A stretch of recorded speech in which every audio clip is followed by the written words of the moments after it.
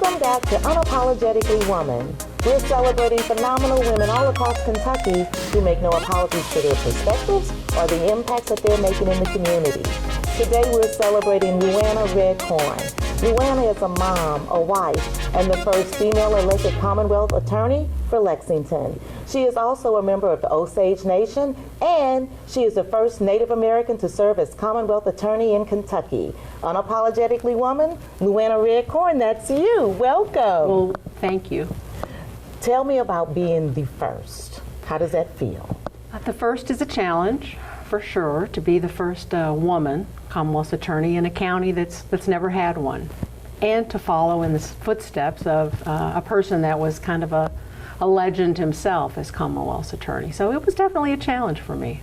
And then what about being the first Native American for the state of Kentucky? Yes, that is an honor, obviously, but more importantly, I think it's one of these things that it's high time that these types of things happen.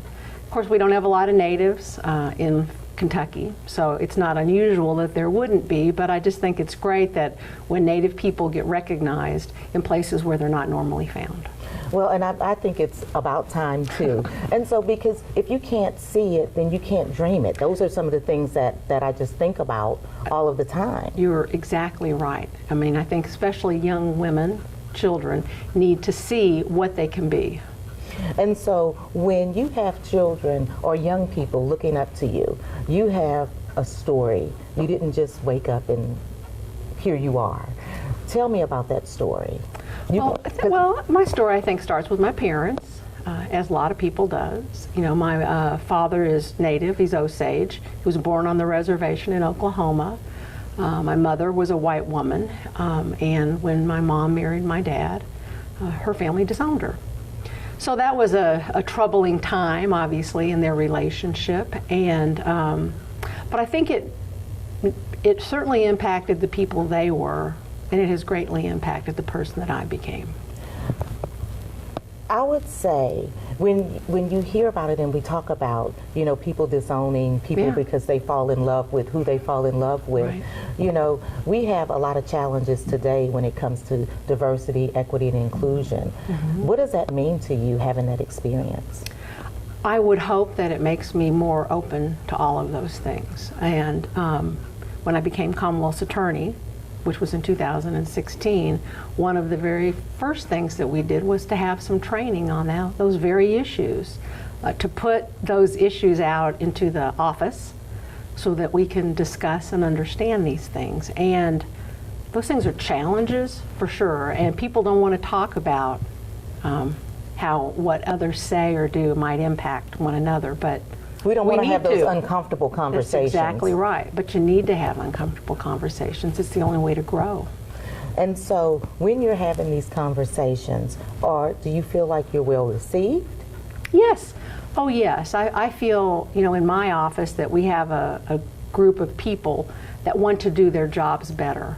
And if understanding other people's ways helps them to do their job better, they're willing to do that. Talk to me about the Special Victims Unit that you created. Yep. Well, that was another part of becoming Commonwealth's attorney. My boss previously wanted all the attorneys to do all the cases. Mm-hmm. That meant that every prosecutor was responsible for prosecuting rape cases or domestic violence cases or child abuse cases. But the reality is not every person is meant for those kinds of prosecutions. They're challenging, they can be upsetting, for sure, and they require just a lot of passion and hard work. It's not that we didn't have prosecutors that weren't willing to work hard, but we needed prosecutors that wanted the assignment. And so when I became Commonwealth's attorney, that was another thing that I did, was create this Special Victims Unit with prosecutors that wanted the job and were willing to take on those challenging cases. And it's worked out well. It's a challenge for them. We do what we can to mitigate the stress and trauma that they feel in doing those cases. Because I would think they would adopt some of those, you know, some of those feelings and that trauma. Yes, they carry it with it. with them for sure. I don't think there's any question that we now all understand that secondary trauma is a very real thing. And unless you do put into place measures to mitigate against it, you're kind of working against yourself. You don't want prosecutors to burn out. You don't want them to become, jaded and indifferent to what happens to people. So, but it's been good. It's hard work. It's very hard work for them, but I know it's better for the victims. What drew you to the Special Victims Unit, to creating that? Because you do a lot of advocacy, for everybody. What drew you to that?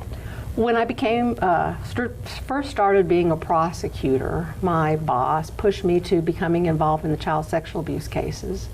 And I did a lot of training on the issue of child sexual abuse and prosecuted a lot of those cases.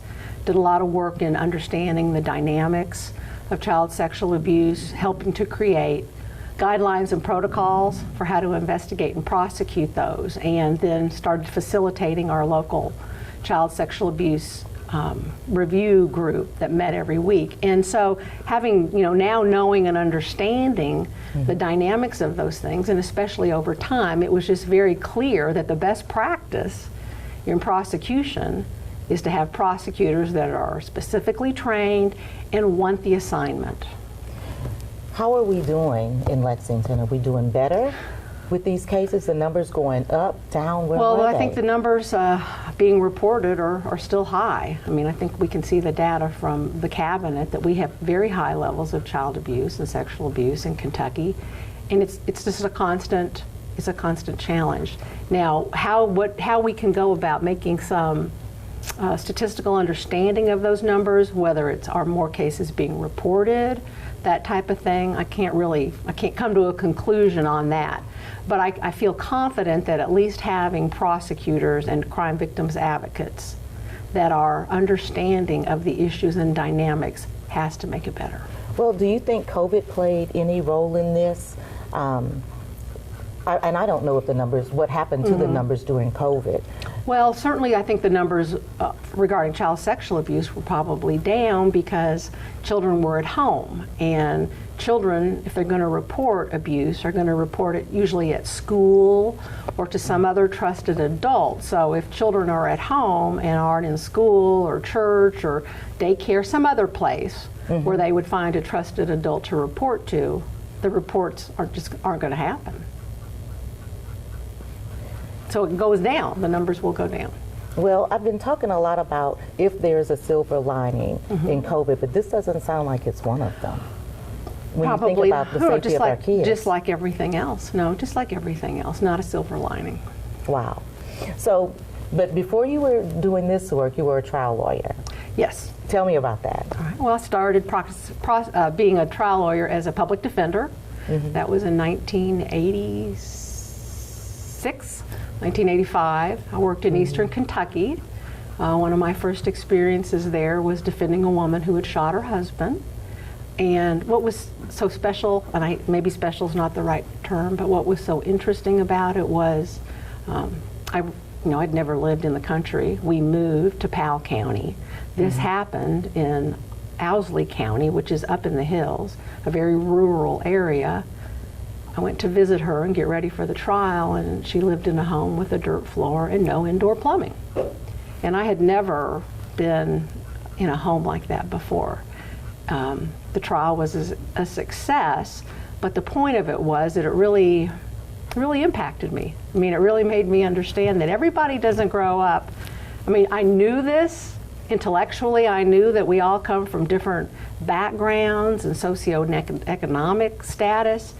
But to be there to try to help somebody that was living in a very different circumstance than I knew and understood, it was an enriching experience for sure. Well, to know that something is happening and to see it with your own eyes, I think those are two different things. Right. To see the level of poverty, that is going on even now in Kentucky and really across the nation. Yes. When it comes to children and families. Yeah.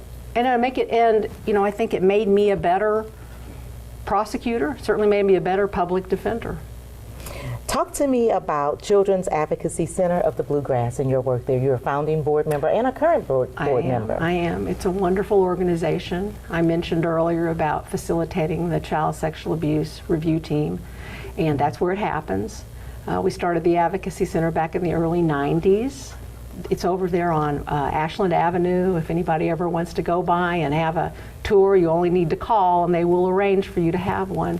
Perfect. I think that you would be pleased to know the kind of work that's done there, especially for children here in Fayette County. And I think we also serve 17 other surrounding counties. So children from this part of the state go to the Children's Advocacy Center of the Bluegrass to be interviewed by trained forensic interviewers, to have medical exams, and to arrange for therapy. So it's instead of going to the police department, the health department, the emergency room, whatever the places are, a child can go to one spot and get the have help all they of need. that done. Yes. And so are they working with different individuals or clinicians when they're there? Yes, the Advocacy Center employs trained interviewers, forensic interviewers, and those interviews are done by Advocacy Center employees, and they're observed by police officers and social workers, so they can watch and then ask additional questions if it needs to be asked. But the agencies come to the center for the intervention piece. And so you're right front and center on this because you helped write a manual. I've done my part for the cause. I mean, you know, I did. I worked on the protocol. I wrote a manual for prosecutors. It's been a long time ago since I did that, but General Cameron used that manual and updated it in the last 2 years, which was, I thought, a really good thing. And seems like I heard that you received an award from Well, him. I think he appreciated it. And so he gave me an award, Commonwealth Attorney of the Year, and I'm sure that helped. See, that's a big deal. Commonwealth Attorney of the Year. I was very pleased to accept the award.